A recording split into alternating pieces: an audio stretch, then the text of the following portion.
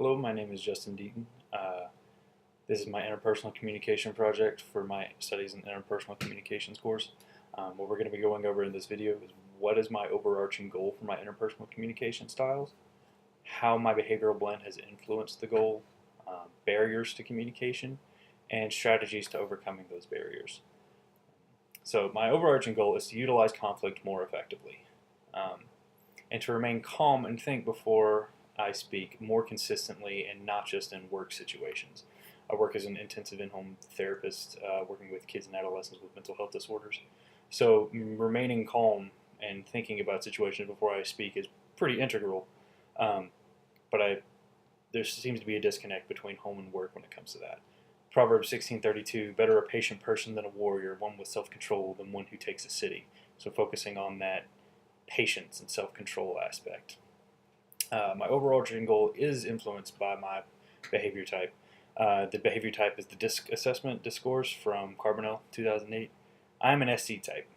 Um, the mature SC type, Carbonell kind of laid it out, and he says, has learned to control his personality, effectively engages in conversations, is less opinionated but still shares ideas, is careful to check his confrontational tone, and contrary to the personality type, is more aggressive and assertive, has learned those skills.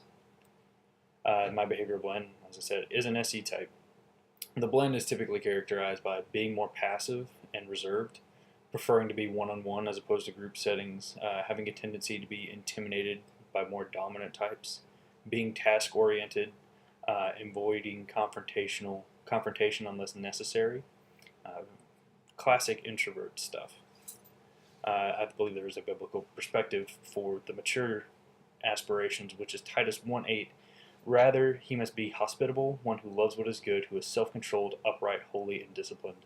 A big thing in SE types, reaching to that mature stage, is learning to control aspects of your personality to be more functional.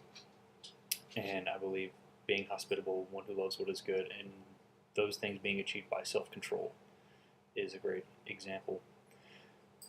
So, some background for me. I've been an introvert my entire life. I went to the same Christian school from the time I was born till I graduated. Had the same group of friends. Chris, Tyler, Eric. Still talk to him today.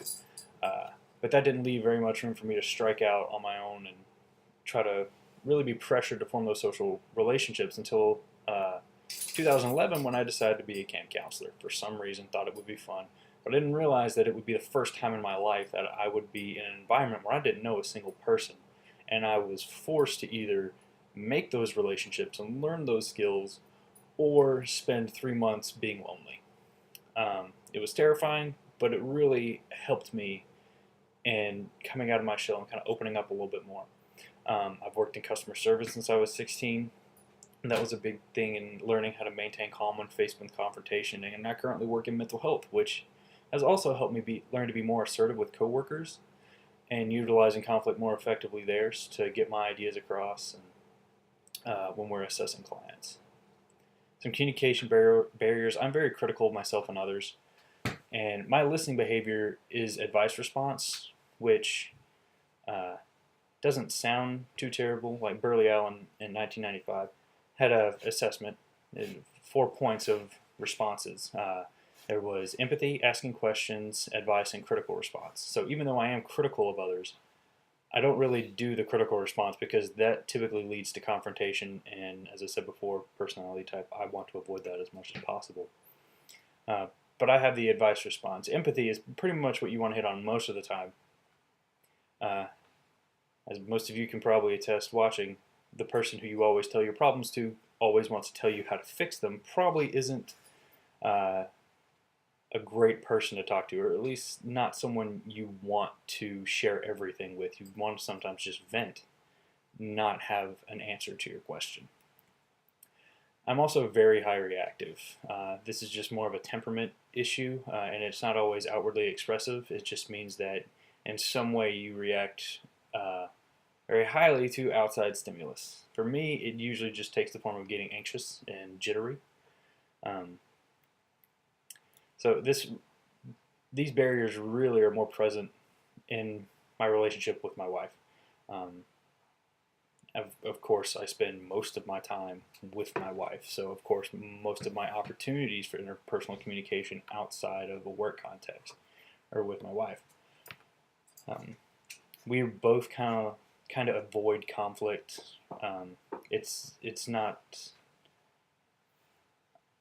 it's not something either of us are really good at, I guess I would say. But slowly, like through this course, we've been practicing a little bit more.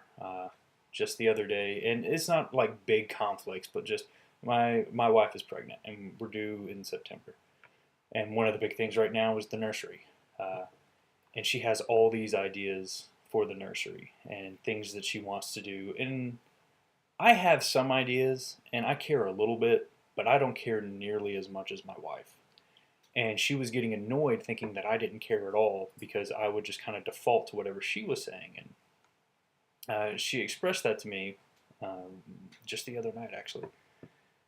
And I was like, "Whoa, let's take a step back." And I was able to use some of the strategies that I'm going to go over here in a minute uh, to maintain that calm, think before I speak, and not snapping back. Well, of course I care, or the worst possible answer, which would have been, oh, well, that's just stupid. What does it even matter? We need to be focusing on like the furniture before we focus on the color schemes, which did go through my head, but I did not say it.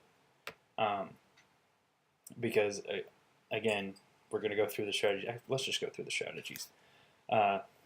Productive conflict, Stewart 2012, laid it out pretty well.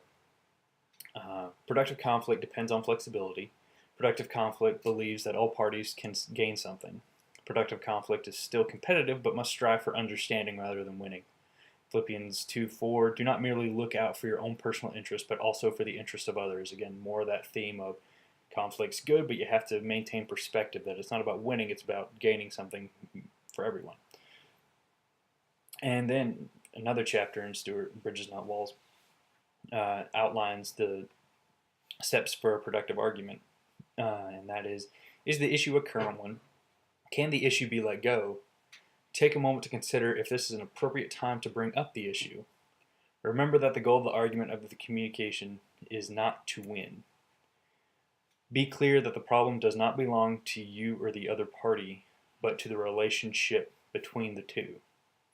And Proverbs 12:18 again backs this. Words of the reckless pierce like swords, but the tongue of the wise brings healing. And it all kind of brings together this theme that the purpose of an argument is to gain understanding and to work for the mutual benefit of both parties. If there is an issue, it's not just one person's issue, it's everyone's issue. And kind of that's what I used or tried to reflect on in the argument with my wife about the color schemes for our nursery.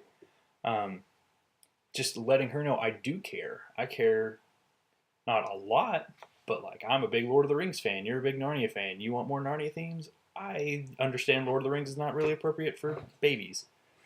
So we just kind of aired out both sides, and she realized, okay, he does care. He just doesn't care as much as me. He's willing to help, and that's kind of where we ended on. It was fine. It was mutual, and it didn't go longer than say 10 minutes. It was all the strategies worked.